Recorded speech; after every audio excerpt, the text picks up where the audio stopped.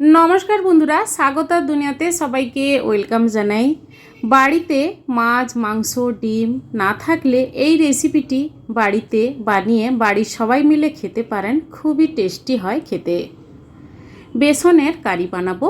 সবার প্রথমে আমি একটা বড় পাত্রের মধ্যে দিয়ে দিচ্ছি 2 কাপ বেসন, আর দিয়ে দেব পরিমাণ মতো লবণ, হলুদ গুঁড়ো, কালো জিরে সামান্য পরিমাণ। ভালোভাবে বেসনের সঙ্গে মিশিয়ে অল্প অল্প করে জল দিয়ে বেসনের ডো তৈরি করে নেব। বেসনের ডোটা কিন্তু বেশি নরম করবেন না, অল্প অল্প করে জল দিয়ে মাখিয়ে এভাবে আমি ডো তৈরি করে দুটো লেচি করে নিচ্ছি।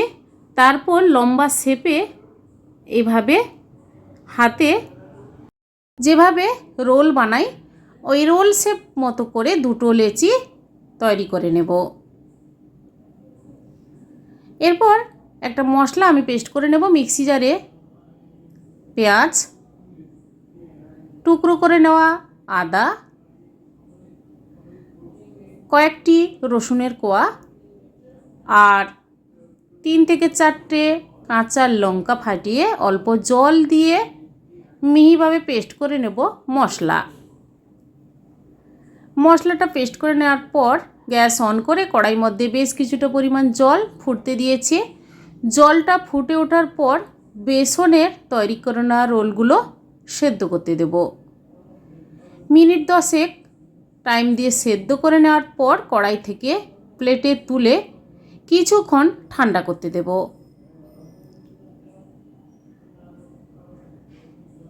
এরপর একটা একটা করে বেসনের রোল শেপগুলো ছুরি দিয়ে ছোট ছোট পিস করে কেটে নেব। এভাবে পিস করে নিচ্ছে, বেশি পাতলা করে নয় আর বেশি মোটা করে নয়, সবগুলো এভাবে আমি কেটে নিলাম। এবার গ্যাস অন করে কড়াইয়ের মধ্যে রিফাইন তেল 3 টেবিল স্পুন দিয়ে লবঙ্গ, দারচিনি, ছোট এলাচ কড়াইয়ের মধ্যে দিয়ে দুটো শুকনো লঙ্কা ফাটিয়ে দিলাম। সামান্য গোটা জিরে দিয়ে গ্যাসের ফ্লেমটা লো রেখে মশলাগুলো থেকে সুন্দর একটা গন্ধ আসতে শুরু করলেই তারপর কোচানো পেঁয়াজ লাল করে ভাজতে দেব। এরপর মিক্সিতে পেস্ট করে রাখা মশলা দিয়ে মিনিট 2 টাইম দিয়ে কষিয়ে নেব।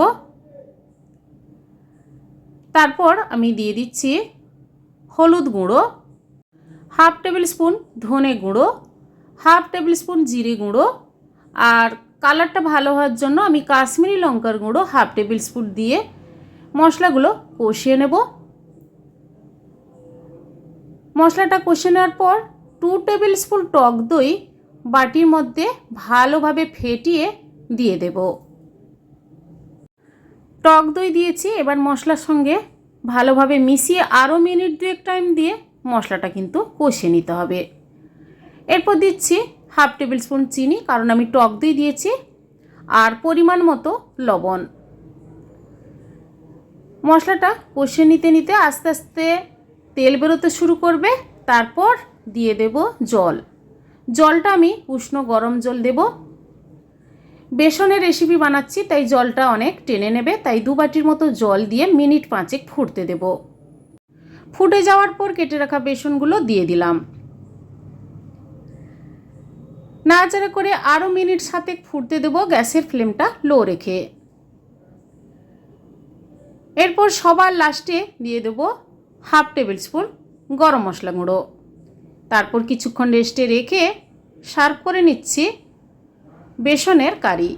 বন্ধুরা, এইভাবে বেসনের কারি বাড়িতে একবার বানিয়ে ট্রাই করে দেখুন। ভাত, রুটি, পরোটা, লুচি সবার সঙ্গে খেতে কিন্তু অপূর্ব লাগবে।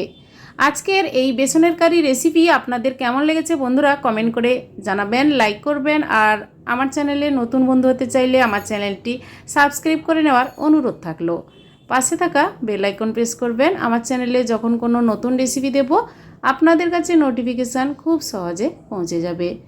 আজ এই পর্যন্ত, সবাই ভালো থাকুন, সুস্থ থাকুন, ধন্যবাদ।